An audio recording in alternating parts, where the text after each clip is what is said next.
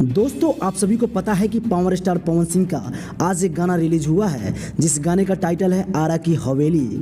पवन सिंह के साथ इस गाने को गायिका अनुपमा यादव गाई है। इस गाने की जो हीरोइन है वो है स्वर्गीय आकांक्षा दुबे।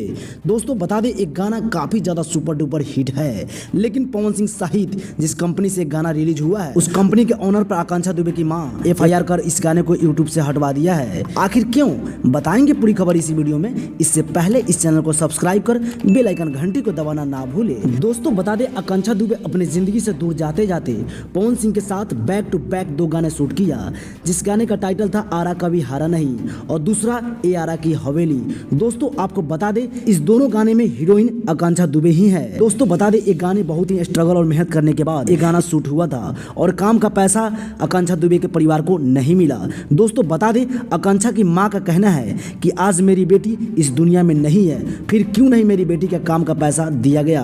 पवन सिंह जवाब दीजिए। दोस्तों आपको बता दें आकांक्षा दुबे के परिवार को पैसा नहीं मिलने के कारण आकांक्षा की मां पवन सिंह सहित कंपनी के ऊपर FIR कर दिया है। दोस्तों आप कमेंट करके जरूर बताएं आकांक्षा की मां FIR कर अच्छा किया या बुरा।